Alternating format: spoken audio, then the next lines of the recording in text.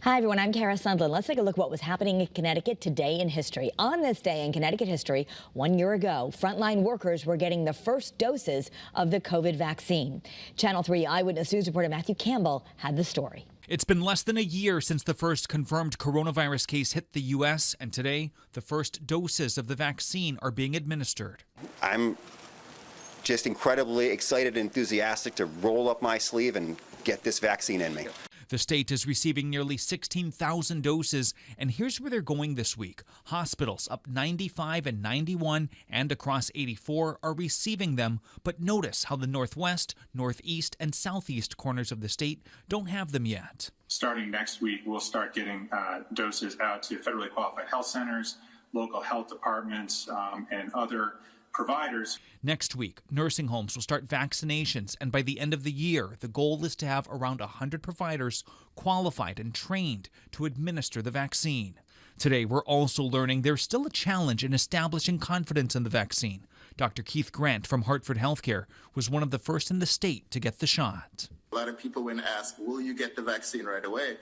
The number right now, I think, is about 45% of people says absolutely yes. With Pfizer alone hoping to have 1.5 billion doses of the vaccine in 16 to 18 months, this could create a situation where eventually we may see doses outpace the actual demand. My hunch is that demand will outstrip supply for the next 3 or 4 months. Then that may shift as we move into late spring, summer. If the unwillingness to get vaccinated grows stronger during these first phases, Governor Lamont says the general public might get their shots earlier than expected. Well, I'm certainly not going to let the vaccine go to waste. So the answer to that would be yes. But I have a feeling that every day, like I said before, you're going to see somebody like Dr. Grant. He took the vaccine. There were no side effects. It felt good. He feels safer.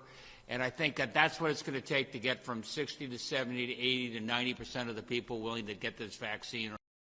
5 years ago, the new FedEx distribution center in Middletown was being built. Matthew Campbell also had that story. You can see perfect shot right there. Dust cloud. Michael Zona moved here to Middle Street with his 3 young children this year, and this is not what he signed up for. The dirt. See that, right? All that dirt, he says, accumulates daily from his newest neighbor, the FedEx distribution center that's being built right across the street. In May, ground was broken on the $250 million project that's expected to bring more than 1,000 jobs and millions in revenue to the town. It's a large undertaking, and Zona says trucks that have never been seen before on his street are now coming through daily. They're turning the road until it's mud.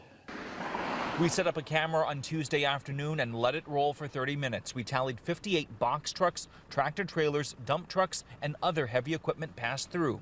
On average, it's 2 a minute. Middletown's Mayor Dan Drew says it's all part of doing business. In fact, what you see here is just a slice of the boom in Middletown.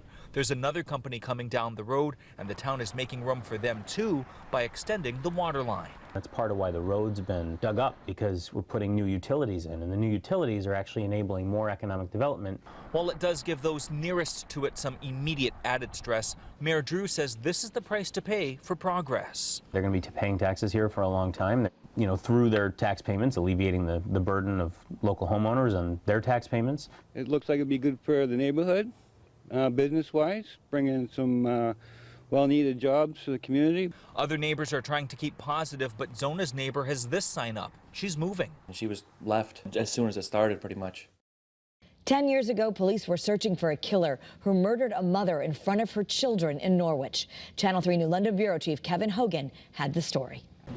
Neighbors watched state and local detectives walk in and out of building number 6 of Mohegan Commons throughout the day today as they gathered evidence in the city's latest homicide.